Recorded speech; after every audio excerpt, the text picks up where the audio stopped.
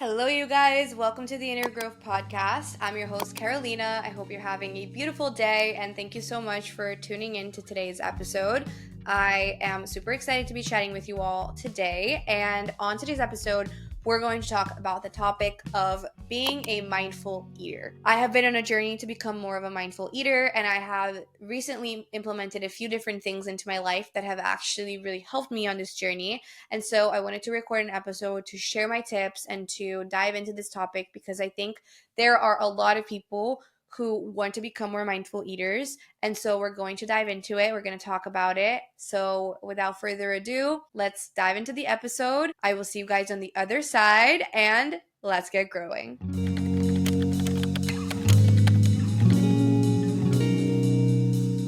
Mindful eating. Let's talk about it. Let's dive into it. I have a few tips outlined, so we're going to dive into each one and go from there. So the first thing is, what is mindful eating? What even is that, right? So let's just quickly define what that means and go from there. To be a mindful eater, what that means, at least to me, is to be present with your food and to be connected with your body while you are consuming food. And again, on this episode, I'm really not trying to leave you guys thinking that I'm a perfect mindful eater all the time. This is actually something that I'm working on. And I think a lot of people want to work on because it's very common in our society for you to be kind of like going through your day and you're like out the house eating a granola bar, or you're like eating while you're working, or you are just rushing through your food and eating in like 5-10 minutes. So it's very common for people to eat this way and to approach food in this way. And becoming a more mindful eater is about implementing a few different things here and there that enable you to connect more with your body as you eat. And then as a result, just feel physically better. And overall, I think it really just improves your relationship with your body and with food, at least it has for me. So the first thing that has been really big when it comes to becoming a more mindful eater in my journey has been taking more conscious breaths before I eat and while I eat. So in order to root yourself down to the present moment, one of the best things you can do is just take deep breaths. So something I try as often as I can before I start eating is to just wait like 1 minute before I dive into my plate and just sit down and take a conscious breath, and maybe in my brain just say like, I'm so grateful for this food, or wow, this looks so good. Oh my gosh, like I'm so excited to eat this. And taking a second, actually taking 3 deep breaths helps so much. And overall just signals to your body to enter a rest and digest response as opposed to being in fight or flight. And that way you'll be best able to digest the food, right? You're in a digest mode, but also it'll signal to your body that you're safe, and it'll help you absorb the nutrients better, and it'll help you be more present, right? We always say that one of the best ways to be more present in your life is to breathe. And that's why meditation is such a powerful tool and such a talked about tool that helps you be more present. And same thing applies to breath work. And so just tuning into your breath, and then as you're eating, also noticing like, are you eating really fast? Pause throughout your food and just be mindful of your breath as you eat. Now, the second thing is chewing more. The more that I'm mindful of my chewing, the more I realize that sometimes I'm just like eating so quickly and not really properly chewing my food. And in remembering to chew, this doesn't mean you have to make it into like a disgusting mush in your mouth, but try to chew your food a little bit more than you normally do. And while you're chewing, put your fork or your knife or your spoon down onto your plate so that you can just focus on chewing and on actually tasting the food that you're eating. By putting your utensils down while you're eating, you're also inevitably slowing down how fast you eat. And that, again, helps you be in that rest and digest response. Also, you're speeding up your digestion by breaking down the food in your mouth before it reaches your stomach and your intestines and your digestive system. So that's something that's really, really powerful. And what I have really noticed is that as I've started to slow down my eating and both take more breaths, but also chew my food a little bit more times before I swallow, is that I end up eating more slowly, as I said. And as I eat more slowly, I'm able to notice how full I feel as I eat. What I noticed that I was experiencing before is that because I was eating so fast and so quickly and never putting my utensils down, never putting my sandwich down, and just constantly taking bites and barely chewing, is that because I would eat so fast, I wouldn't be attuned to my fullness cues throughout the meal. And then I would end my meal being so bloated and feeling like I overate. So if you're someone who feels really bloated after you eat, or feels like you end your meal and you're like, oh my gosh, I feel like I ate way too much and I'm like uncomfortably full, you might just be eating too fast and you're not giving your brain enough time to catch up with your body and with your fullness cues. So that is probably like the most game changing concept for me. But with this, what's also really important is realizing that you're gonna have to sometimes not finish what's on your plate. And I'm someone who grew up with parents and with a family that was very much the type of family that was like, you need to finish everything that's on your plate before you get up and go do other things, from the time that I was a very little kid until I was like a little bit older. And this experience of having to eat every single little thing on my plate permeated into the whole rest of my life. Like, I'm always someone who wants to clean out my plate to avoid food waste and all these things, but even sometimes because the food is so good, like it tastes so good, and I don't want to stop eating, but I'm not respecting my body in eating past my fullness, or eating too fast, or just finishing my plate to finish it. And so I've had to unlearn this idea that I have to clean out my plate every time. And I've had to learn to be okay with having a little bit of food left over. And over time, as you learn to listen to your fullness cues and to stop when you're full, because you're eating a little slower, because you're chewing a little bit more thoroughly, and because you are taking deeper breaths while you eat and like actually sitting down and being like, I'm eating right now, is that you're also going to figure out the portions that work for your body. So just to summarize, point number 3 is to become a more mindful eater.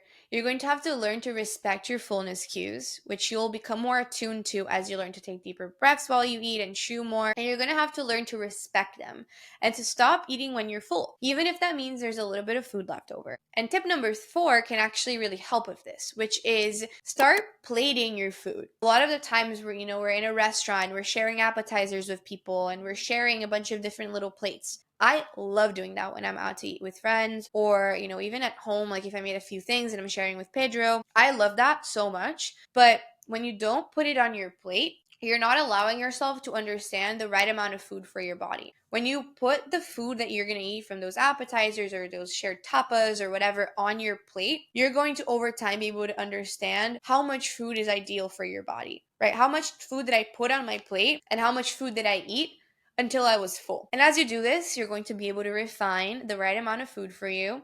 And then when you go on to plate your food in the future, you're going to be able to put a more optimal amount of food for your body. And then you're not going to have to leave food in your plate as frequently because maybe you overserved yourself. Tip number 5 might seem simple, because it is, but it's basically try as much as you can to actually stop to eat your meal. Try as much as you can to avoid eating while you're walking or driving or watching TV, and sit on a table, sit on a chair, and be present with your food in that way. If you're eating with a friend, you can be in conversation and you can eat together. And then I feel like the 3 other things that sometimes we do while we eat is either we're like distracting ourselves with our phone, we're scrolling or listening to a podcast or listening to music or just doing stuff on our phone, working, or reading. And I feel like these are 3 pretty common ones. I feel like they're a little bit, in my experience, a little bit less bad than like if you're eating while you're driving or in motion, like while you're walking, or eating while you're watching TV. But scrolling and watching TV are actually pretty similar. And so this is the one that's hardest for me, because sometimes I want to just like read my book while I eat, or I want to just get some work done while I eat. So I do this sometimes. This is probably my biggest work in progress when it comes to becoming a mindful eater. But this is one of the best things you can do to become a mindful eater, because you're very, very present with your meal if you eliminate these distractions. And a lot of people say that digestion starts with the eyes. So you looking at your food and basically signaling to your brain, oh, today we're eating Brussels sprouts and cauliflower rice and chicken and tomatoes and hummus. Your brain is going to signal to your body what you're digesting, and it just improves your digestion overall, And also, because you're more present with your food and you're more present with the experience of eating, you're going to be more aware of your body signals of fullness. Versus if you're distracted, whether you're scrolling, working, driving, etc., you might not be as attuned to that. Now, one of these things that actually I consider to be pretty relaxing and not as stressful on my digestion or my body, and an activity that doesn't necessarily hinder being a mindful eater as much when I'm alone, is reading while I eat. And I actually was talking to one of my friends, Angie, about this, but when you're reading while you're eating, you might be able to take more pauses while you eat, right? Maybe you take a spoonful and then you read a couple of pages.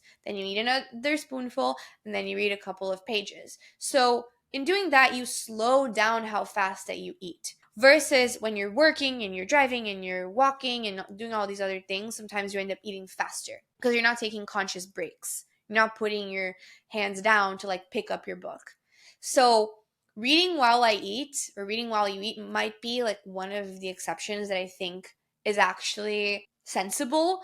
But at the end of the day, truthfully, to become the best mindful eater, you would just be able to be comfortable with eating without distractions.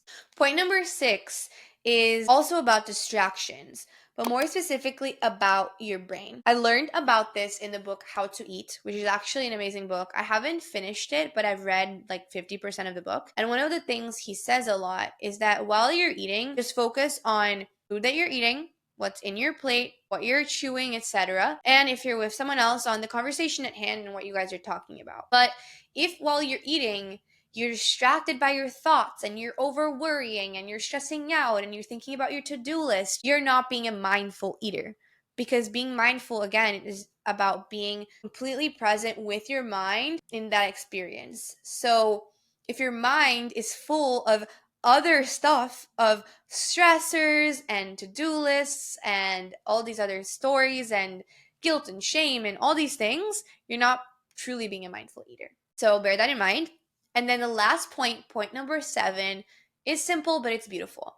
And it's about gratitude. It's about looking at the food in your plate and thinking about, wow, so much has happened for this food to be on my plate. From the farmer that raised this chicken, to the supermarket that sold it to me, to the Subway that allowed me to bring this food home, whatever it is. There is a whole chain of processes that resulted in this food being in your plate. And there's so much to be grateful for. And so being grateful for that, being grateful for all of the different people who were part of the process of making this food available to you, but also being really grateful for how it was prepared, whether it was by someone at a restaurant, like the chef who works there, or yourself. And also being just grateful to have access to food itself. And then lastly, being grateful for your body being able to digest food and take nutrients from it, and for the act of feeding yourself and giving yourself fuel. So really tuning into gratitude as much as you can and being like, wow, like so amazing that I have access to this. So amazing that this food is in front of me right now. Like I have so much to be grateful for.